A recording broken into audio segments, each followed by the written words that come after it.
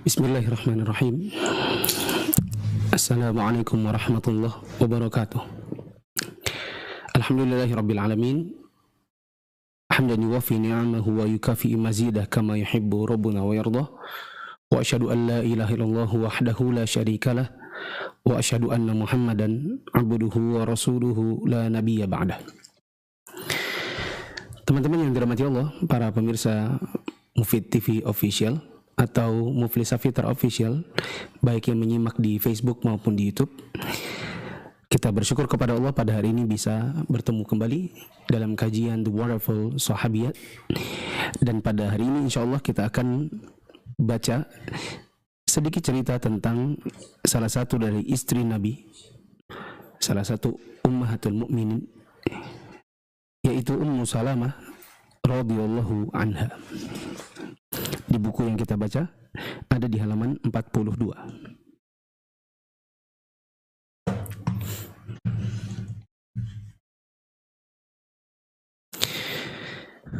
Ummu Salamah radhiyallahu anha, wanita pertama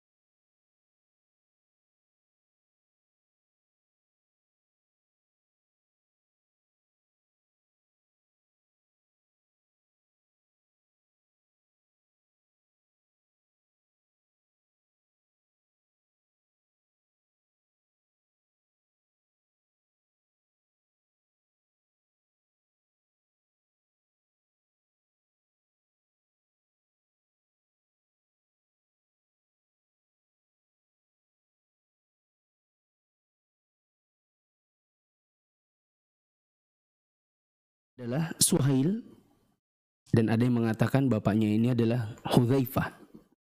Yang jelas abunya adalah Abu Umayyah. Suhail atau Hudzaifah atau Abu Umayyah Ibnul Mughirah bin Makhzum, yaitu pemuka kaumnya tanpa yang memiliki pesaing, paling kaya tanpa memiliki tandingan.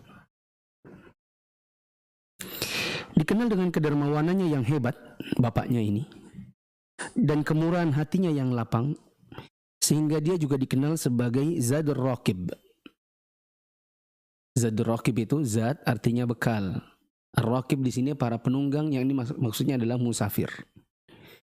Ya, bekal para musafir maksudnya adalah siapa yang safar bersama Abu Umayyah atau Suhail ini, maka mereka tidak boleh bawa bekal. Ya, dan tidak perlu bawa bekal karena semua perbekalan mereka nanti akan ditanggung oleh Abu Umayyah atau Suhail, bapaknya Ummu Salamah. Ya. Maka dia juga dikenal sebagai seorang paling petinggi kaumnya, dikenal sebagai yang paling dermawan, dikenal sebagai Ar-Raqib, Zadur Raqib, sehingga anaknya termasuk diantaranya Ummu Salamah maka dikenal di kalangan kaumnya. Ibunya Ummu Salamah adalah Atikah binti Amir bin Rabi'ah ibnu Malik bin Judzaimah bin Alqamah Al-Kinaniyah. dari Bani Firas Al-Amjad. Kakeknya Alqamah berjuluk Jadzal At-Ta'an. Hindun kecil tumbuh di keluarga yang mulia dan luhur, menyatukan kemuliaan dari kedua ujungnya, yaitu kedermawanan dan keberanian.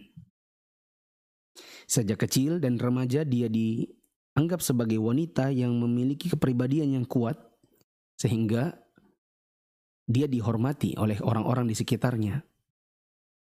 Dia termasuk salah satu wanita yang tercantik. Suami Ummu Salamah adalah Abdullah bin Abdul Asad bin Hilal bin Abdullah bin Umar bin Makhzum, yang dikenal dengan nama Abu Salamah. Ibu suaminya, ibunya Abu Salamah berarti, adalah Barrah binti Abdul Muttalib bin Hashim, yang merupakan bibinya Nabi SAW. Berarti Abu Salamah ini salah seorang sepupu Nabi. Abu Salamah adalah saudara Nabi SAW karena persusuan. Selain dia adalah saudara sepupu, dia juga saudara susu. Karena mereka disusui oleh ibu yang sama, yaitu Thuwaibah. Thuwaibah ini yang juga menyusui Hamzah, pamannya Nabi. Di mana Thuwaibah ini adalah mantan budak perempuannya Abu Lahab. Suami istri ini, yaitu Abu Salamah dan Ummu Salamah, merupakan orang-orang yang masuk Islam di angkatan pertama. Sayangnya di sini tidak diceritakan panjang lebar, tapi intinya begini. Di zaman dahulu, di antara kaum-kaum yang paling terkenal, yang paling terkemuka di kalangan orang Arab ketika itu adalah salah satunya Bani Makhzum. Dan ini adalah keluarganya Abu Salamah dan Ummu Salamah. Ya. Yang salah satu dari mereka adalah Abu Jahal. Ya. Nah, di antara Bani Makhzum ini yang masuk Islam itu sangat sedikit, dan diantaranya adalah sepasang suami istri, yaitu Abu Salamah dan Ummu Salamah. Keduanya berangkat sebagai kloter pertama menuju Habasyah, dan di sana mereka melahirkan anak namanya Salamah, sehingga mereka juga dipanggil dengan nama Abu Salamah dan Ummu Salamah. Lalu singkat kata, pada suatu ketika Nabi SAW membaca surat An-Najm dan beliau sujud, maka orang-orang juga ikut sujud, termasuk diantaranya adalah Abu Jahal.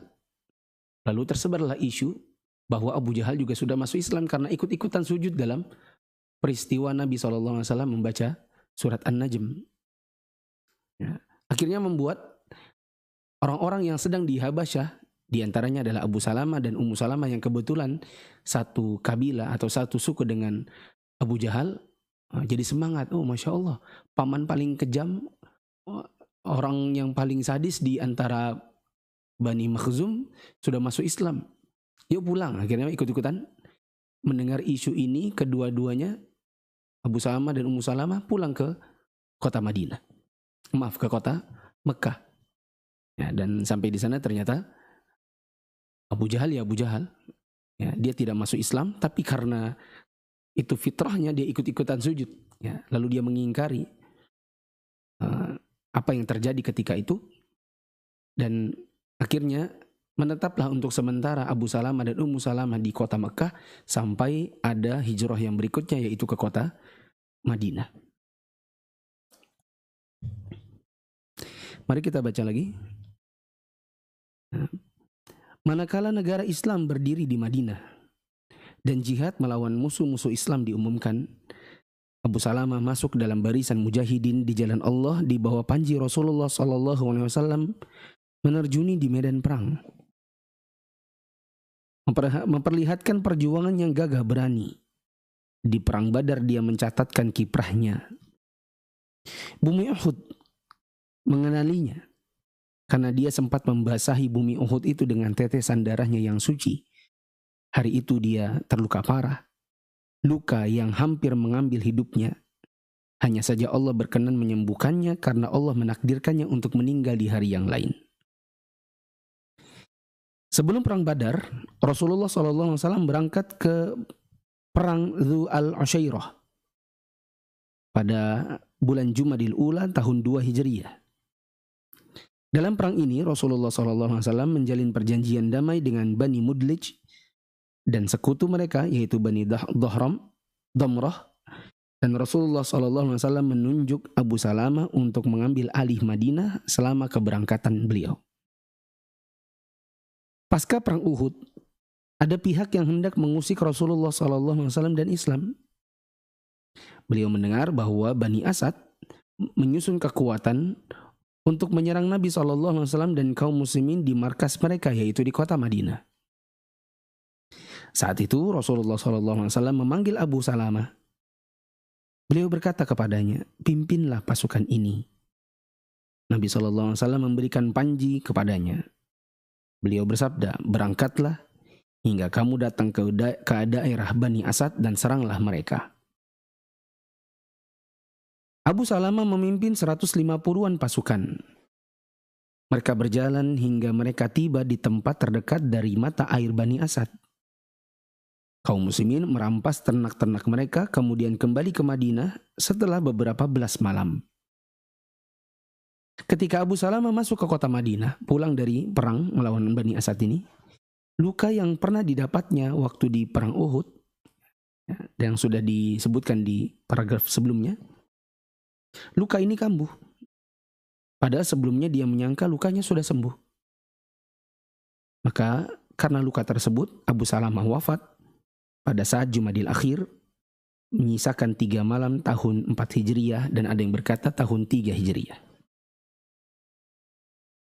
Ummu Salamah radhiyallahu anha berduka atas kematian suaminya karena suaminya ini laki-laki yang saleh. Saat itu dia menemui Rasulullah SAW dan bertanya, wahai Rasulullah, apa yang harus aku ucapkan? Beliau bersabda, ucapkanlah Allahumma ghfir lana walahu wa aqibni minhu uqba salihah. Ya Allah, ampunilah kami dan dia. Berilah aku gantinya dengan pengganti yang saleh. Ummu Salamah radhiyallahu anha berkata, maka aku pun akhirnya mengucapkannya, dan Allah menggantikan untukku yang lebih baik daripada Abu Salamah, dan dia adalah Nabi Muhammad sallallahu alaihi wasallam, dan jadilah Ummu Salamah salah satu dari ummahatul mukminin, istrinya Nabi sallallahu alaihi wasallam. Bagaimana kisah atau proses Ummu Salamah menjadi istri Nabi? Ya, diriwayatkan dari Umar bin Abu Salamah. Ini siapa? Umar bin Abu Salamah ini anaknya Ummu Salamah.